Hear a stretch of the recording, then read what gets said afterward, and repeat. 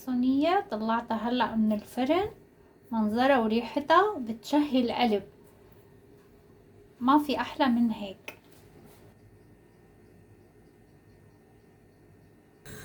بصلة متوسط فرمتها ناعم، نزلها. حبة فلفلة صغيرة حمراء بقليها مع البصلة. بدي طفي تحتهم وشيلهم بصحن على جنب.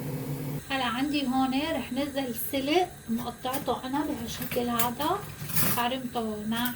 رح نزلهم، بدي اقليهم رشة ملح، فلفل، الدبلو عندي بهالشكل هذا. هلا رح شيلهم، رح طفي تحتهم احطهم بصحن على جنب. عندي هون 3 حبات بندورة مفحونين ناعم. هلا بدي سبكهم شوي على الغاز، نزلهم عندي هون.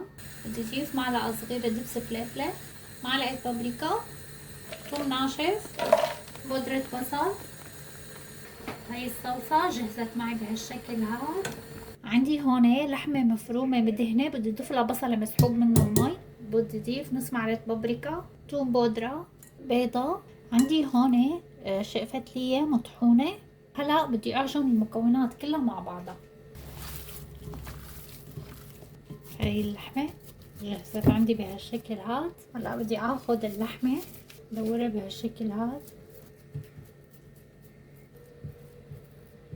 بدي نزل صوص البندورة عندي هون بالصينية.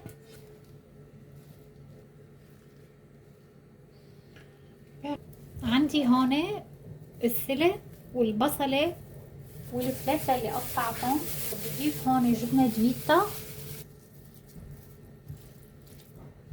لا بدي احشي حبات اللحمة اللي عندي. هلا بدي وزع الجبنة.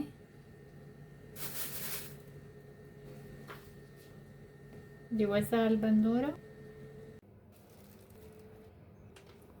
لفيتها بورق القصدير، وهلا بدي فوتها على الفرن. محميته على درجة حرارة 200. الصينية طلعتها هلا من الفرن.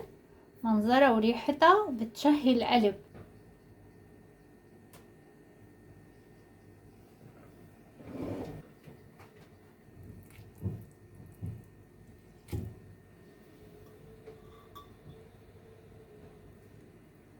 وهي من قلبها شايفين احلاها، بتشهي ريحتها، بتشهي ولا احلى من هيك.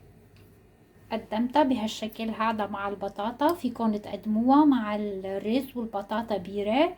اذا عجبكم الفيديو يا غوالي لا تنسوا اللايك واشتراك بالقناة. بشوفكم بوصفة جديدة.